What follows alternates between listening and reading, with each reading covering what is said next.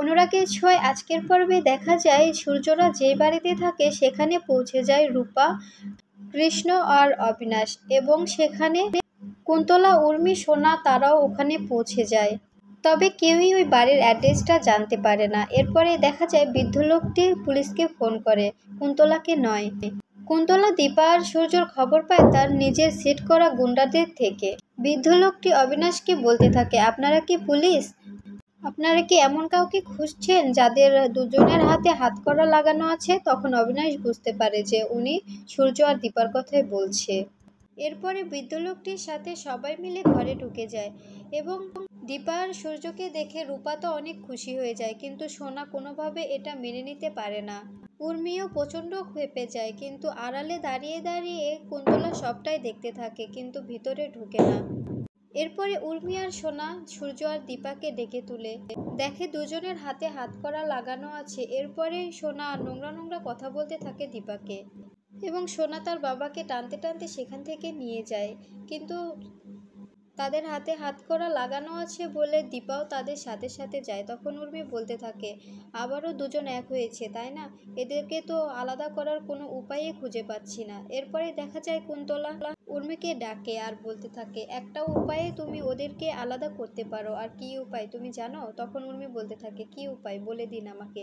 তখনই কুন্তলা বলতে থাকে, তুমি এই বিজনেস থেকে তোমাদের বিজনেসটা আলাদা করে নাও, তাহলে তোমরা সূর্য আর দীপাকে আলাদা করতে পারবে। তখন উর্মি বলতে থাকে, কিভাবে করব আমি এটা? আমার কাছে তো এত টাকা নেই। তখন উর্মির এমন কথা শুনে কুন্তলা বলতে থাকে, আমি একটা তোমাকে লোনের ব্যবস্থা করে দিব। ওই লোনটা নিয়ে তুমি বিজনেসটা হ্যান্ডেল করবে। সেনগুপ্ত বাড়ির রানী হবে তুমি।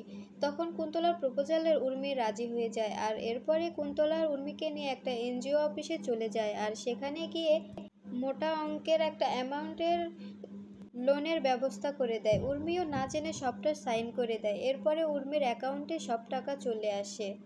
অন্যদিকে দেখা যায় সূর্য আর দীপা সেনগুপ্ত বাড়িতে আসে। দুজনের হাতে হাতকড়া দেখে সবাই তো অবাক হয়ে যায়।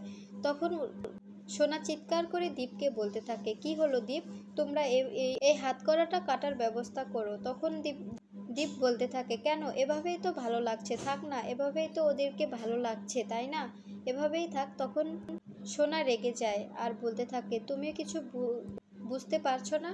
কিছু বুঝতে পারছো না তুমি? ওদের হাতকড়াটা কাটার ব্যবস্থা করো, যা বলছি তাই করো। এরপরে সূর্য বলতে থাকে, আমি চেঞ্জ করব, উপরে যাব। কিন্তু সোনা কোনোভাবেই সূর্যকে উপরে যেতে দেয় না, কারণ সূর্য গেলে তো দীপাও তার সাথে যাবে। কিন্তু সোনা সূর্য আর দীপাকে কোনোভাবে এক হতে দেবে না।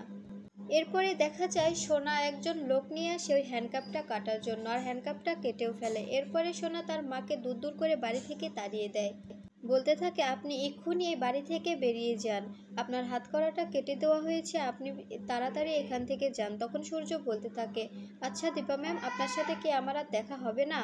তখন দীপা বলতে থাকে, আপনি কি আমার সাথে দেখা করতে চান ডাক্তারবাবু? তখন সূর্য বলতে থাকে, হ্যাঁ।